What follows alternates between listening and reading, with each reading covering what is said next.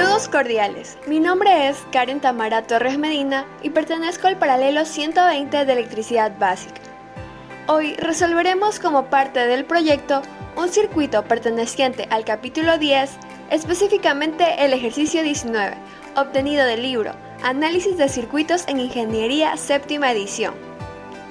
La orden de nuestro circuito es la siguiente. Las fuentes de tensión son la número 1 de 120 coseno 200 pi t voltios y la segunda de 180 coseno 200 pi t voltios. Calcular la corriente hacia abajo en el inductor. Dicho esto y comprendido, pasaremos a utilizar la aplicación de Multisim, en donde seleccionaremos los componentes. Desde la pestaña de Source y Basic se necesita un resistor de 60 ohmios y otro de 120 ohmios, además un inductor de 0.1 henrios y otras dos fuentes de voltaje alterno.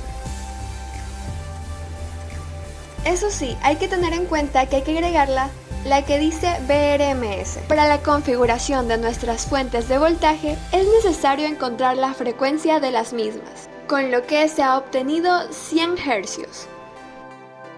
Y como el último componente, una conexión a tierra. Luego de tener todos nuestros elementos, los conectamos respectivamente. Los parámetros necesarios a ajustar se encontrarán en el multímetro en corriente alterna. Puesto que queremos obtener la corriente debajo del inductor, se deberá conectar el dispositivo en serie. Lo corremos y tenemos el siguiente resultado: 1,862 amperios. Con esto procedemos a realizar los cálculos teóricos pertinentes. Nos tomamos un tiempo para analizar nuestra figura del circuito. Lo más conveniente es aplicar transformación de fuentes, proceso en el que se reemplaza una fuente de tensión en serie con un resistor por una corriente en paralelo con un resistor. Por lo tanto, en este caso podemos aplicar este principio a nuestras dos fuentes de voltaje alterno. De nuestra primera fuente obtenemos una corriente de 2 amperios y de la segunda de 1,5 amperios. Considerando que ahora tenemos en paralelo la resistencia de 60 ohmios y la resistencia de 120, obtenemos una resistencia equivalente de 40 ohmios. Por consiguiente tenemos el siguiente circuito. A continuación, empleamos superposición, pues cuando tenemos un circuito con muchas fuentes, facilitamos el proceso de análisis apagando o suprimiendo todas las fuentes, exceptuando una. Se debe tener en cuenta que cuando tenemos una fuente de corriente, se la sustituye por un circuito abierto. En este caso, como tenemos dos fuentes, lo correcto es analizar las dos por separado. Primero dejaremos nuestra fuente de 2 amperios y apagaremos la otra. Hemos obtenido este circuito.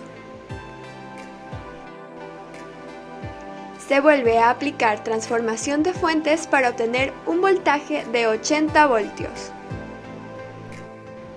Ya reemplazado, tenemos este circuito. Es necesario hallar nuestra impedancia.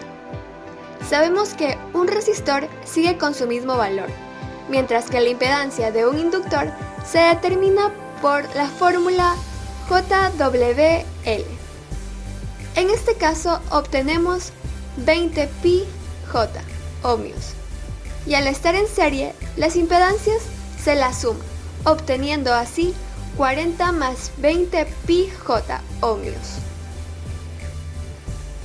Ahora bien, en la situación número 2, aplicando el principio de transformación, ahora nuestra fuente de 1.5 amperios estará encendida y apagaremos la otra fuente de corriente que se establecerá en circuito abierto, en donde obtenemos un voltaje de 60 voltios.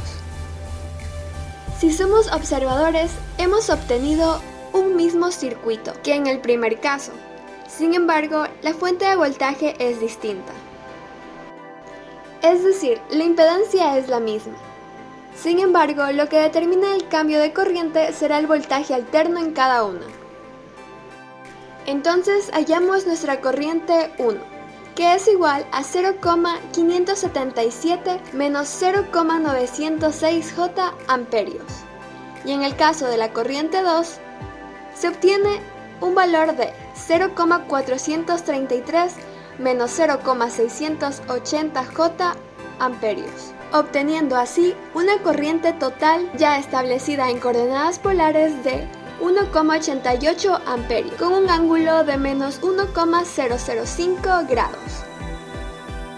Si recordamos, en nuestra simulación tuvimos un valor de 1,862 amperios.